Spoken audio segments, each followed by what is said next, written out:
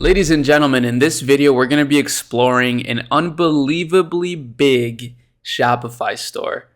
And I'm not just talking about any regular old dropshipping stores out here, or even some of the traditional stores that you may think about when you hear Shopify, like Mr. Beast Feastables or Gymshark.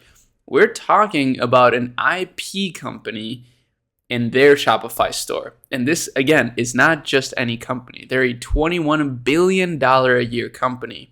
And their Shopify store is estimated to be contributing about $38 million per month to that revenue, which in hindsight is really nothing compared to 21 billion.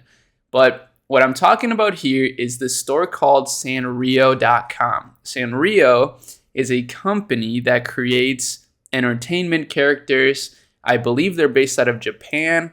And if we actually take a look closely, we can see that this company prints about $21 billion in revenue every year. And this has been going up year over year. Their net income is $1.37 billion. So that's the profit. Pretty unbelievable. I mean, 6.5% profit on $21 billion in revenue. That's better than a lot of dropshipping stores out here. And, you know, it looks like a good stock, to be honest with you. But that's not what we're here to explore. What we're here to explore is their Shopify store and their e-commerce approach. So the first thing that I want to list is, or not list, but rather talk about, is the simplicity of the website. You would think that at this level, they would have the most incredible design, the most immersive e-commerce experience that you could ever imagine.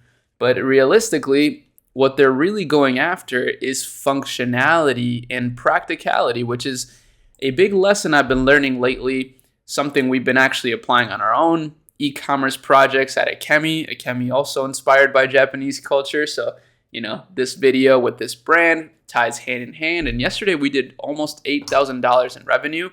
So, you know, just shy of 38 million a month, right? Just a little bit shy of that number. But, you know, we're continuously growing. However, what I'm saying right now is very relevant to what we're doing, which is we're really going after practicality. We don't want to get too fancy when it comes to design. I basically just want to make it easy for customers to shop. And that's exactly what these guys are doing, even at the $1 billion level. So I love that. I think that's a great thing to keep in mind. The other thing that you need to keep in mind is obviously just the simple landing page design that kind of goes hand in hand with what I was just saying, right? Making it very easy to shop, not too complicated, not too spammy, very clean, very well done. Obviously, this is a, you know, very big brand, Hello Kitty. You've probably heard of that character. That's one of the characters that they offer. And, you know, this is more or less a general niche store around the characters that they've created. So they sell all sorts of merch, right? Bags, apparel, actual plushies, some stationery items for your office, etc. Very interesting stuff. Now, if we look at their social media, we can see that they totally crush it as well with their little short stories that they run, with the merch that they post. Everything gets a ton of engagement. And interestingly enough, you would think that maybe they don't run ads since they probably have a lot of deals with TV networks. Who knows, right? But they do. They actually do have a good amount of ads. They're running 16 different ads here, which is not as many as I would have expected. I think Sanrio definitely needs to contact Akemi soon to start running some better ads, some more efficient ads, because funny enough, they're driving all of their ad traffic, all of their meta ad traffic, which is some of the most powerful traffic that you could buy, really, to YouTube pages. So they're just promoting YouTube videos, which is weird, right? This is not usually what you see. But again, with a brand like this, they probably know almost down to the cent how much a view will generate them in the long run, right? I mean, this company has been around for a long time. Their Shopify merch store has only been around since 2016, but their company as a whole has been around since 1960. So that's like 60 years now. Wow, that's crazy. So they've been able to really understand what moves the needle for the business. And clearly it's not, you know, their e-commerce store, even though it does contribute 38 million. I will say they could push that number to 100 million a month if they would actually just create a more efficient product strategy with their ads. I don't think sending people to your YouTube videos is the best idea or the best strategy. It's not that good. I mean, it's probably not that bad, but I don't think it's making as meaningful of an impact as they think. Or maybe there's something I don't know about this. For example, every time they launch a new video, they run ads to it. But I don't really think that's the most efficient way to use your ad spend. Anyways, they're posting a lot of YouTube content, which is very impressive. And some of these videos are actually really insane. They're getting 500, 400,000 views, very good engagement. So again, I don't understand why they need to send traffic to this.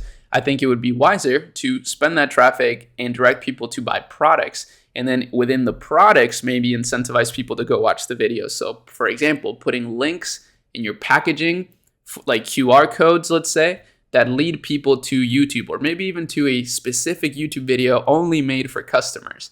That could be a very interesting idea, and it could create a very meaningful impact, not only on their sales, but also on their YouTube channel, which is clearly what they're trying to achieve. But some practical advice that I think we can take away from this that you and I could really benefit from is, again, not neglecting YouTube. YouTube continues to be one of those things that a lot of brands overlook, and rightfully so. It does take a lot of effort, but it can prove to be worth it. I think the most powerful combination on earth right now is YouTube and Meta ads. I truly believe that. TikTok is also in that race now. And, YouTube is Google, so I don't even need to mention Google.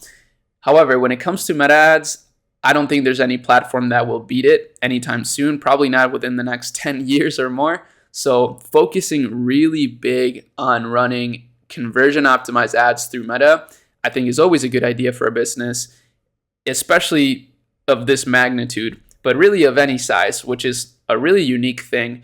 But then also YouTube is an amazing way to not only connect with your customers, but also to get a lot of organic eyeballs on your brand. And again, this is a great example of that. Of course, this is a massive IP company, so it's no surprise that they're getting these views. But if you know how to make engaging content, or if you hire content creators to make engaging content for you, you could achieve something of this sort. So a couple of really interesting things here. You already know I'm producing a lot of YouTube content these days. I mean, I absolutely love YouTube, and I absolutely love Meta ads. So that's my big focus, and that's how we're focusing in on our businesses as well. When it comes to our e-commerce brands and our clients, we really do mainly focus on Meta because it does drive the most meaningful impact, the most revenue, the most profit, and the most growth overall. So with that said, that's about it. See you in the next video. Peace.